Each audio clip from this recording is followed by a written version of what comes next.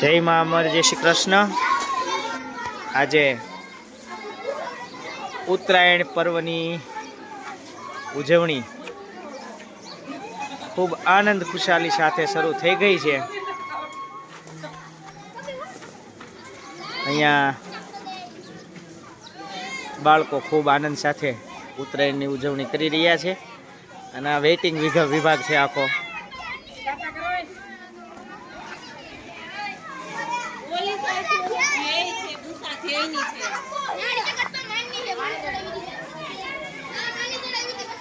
પોતાના મિત્રો સાથે ઉત્તરાયણની ઉજવણી ખૂબ જ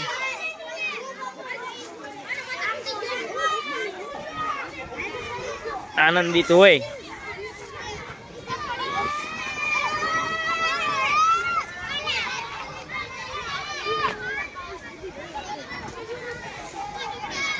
લગભગ પતંગ ચગે ત્યાં ઉત્તરાયણ પર્વ પૂરો થઈ જશે।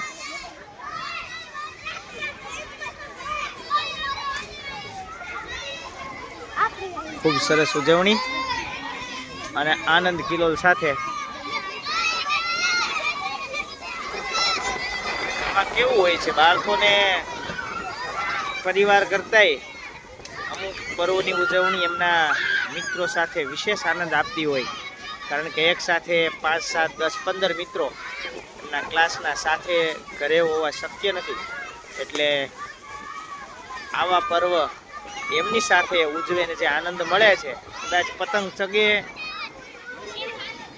કે ના ચડે એનો કોઈ આનંદ નથી હોતો, પણ સાથે ઉજવણી કરવી એ એમના માટે ખૂબ વિશેષ આનંદ હોય। એટલે કન્ટિન્યુ બન્યા રહેજો। જય શ્રી કૃષ્ણ। આજે સ્કૂલની અંદર પતંગ ઉત્સવ રાખવામાં આવેલો છે। બાળકો હોશે ગ્રાઉન્ડમાં સરસ મજાની પતંગ ચગાવે છે। સાથે સાથે રાસ ઉત્સવ પણ રાખેલો છે અને બાળકોને આજે મમરાના લાડુ અને તલના લાડુ, જેનું મકર સંક્રાંતમાં ઘણું બધું મહત્વ છે, તો આજે બાળકોને ખવડાવવાના છે।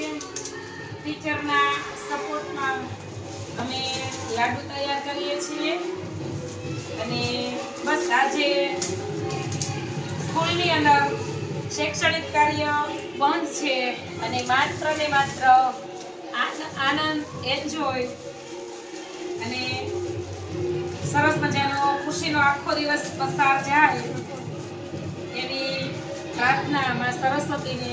કાવ્યાબેન પણ લાડુ તૈયાર કરવા આવે છે।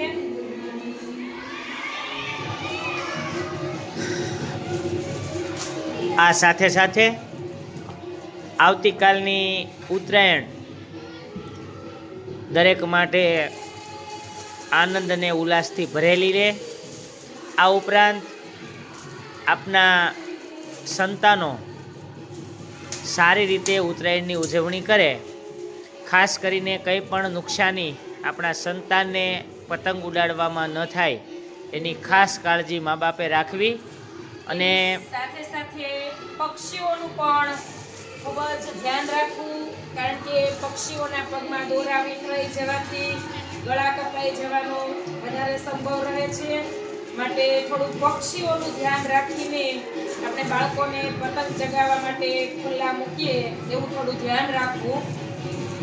આજનો દિવસ બધાનો સારો જાય। આવતીકાલે પણ સંક્રાંત છે। ખરેખર તો બાળકો 2 દિવસ સંક્રાંતનો આનંદ માણતા હોય છે અને બાળકોનો આખા વર્ષ દરમિયાન જો ખૂબ જ એનો ફેવરિટ તહેવાર હોય તો આ મકર સંક્રાંતનો તહેવાર છે, કારણ કે એની જાતે પતંગને આકાશમાં ઉડતી મૂકવી એ એના માટે બહુ ખુશીની વાત હોય છે। ઘણા બધા પ્રયત્ન કર્યા પછી પતંગ આકાશમાં ઉડતી હોય છે।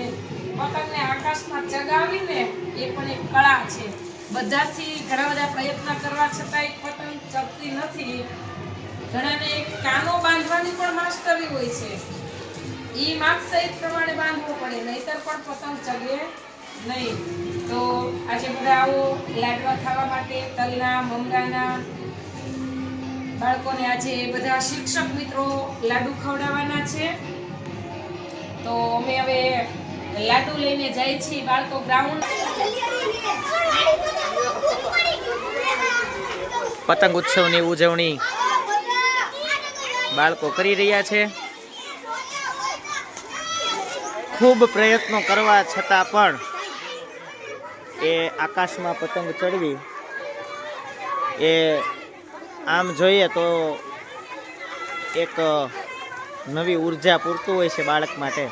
અને ઘણા પ્રયત્નો પછી જ્યારે આકાશમાં પતંગ ચડે ત્યારે એને જે આનંદ મળે પતંગ ચડાવવાનો એ કંઈક અનોખો હોય છે. અને લગભગ તહેવારમાં કંઈક આપણે મદદ કરીને તહેવાર ઉજવતા હોઈએ, પણ આ તહેવાર એક એવો છે કે બાળકો એની જાતે સતત મહેનત કર્યા જ કરે. ખરેખર જે વાક્ય છે કે નિષ્ફળતા એ સફળતાની ચાવી છે, આ તહેવારમાં પ્રતીક થાય કે 1 પ્રયત્ન, 2 પ્રયત્ન, 5 પ્રયત્ન, 10 પ્રયત્ન, અંતે પતંગ આકાશમાં ચડે છે. આ સુવિચાર અહીં સાર્થક થાય છે. એટલે અથાગ પ્રયત્ન સાથે બાળકો પોતાની પતંગ આકાશમાં ચડાવે છે અને આ સાથે આનંદ માણી રહ્યા છે. થોડાક સમયમાં જ હવે એમને લાડુ અને ચીકી ખવડાવવામાં આવશે. એવા મંગલ રે તહેવારે મંગલ મંગલ,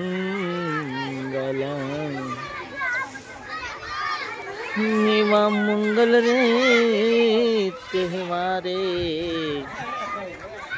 મંગલ.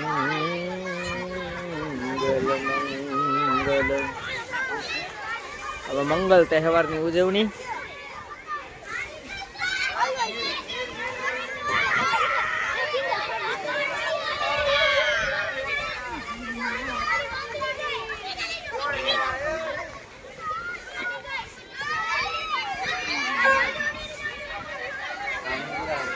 સરસ. જો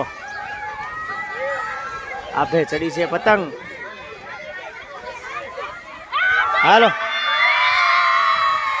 હાલો ગઈ.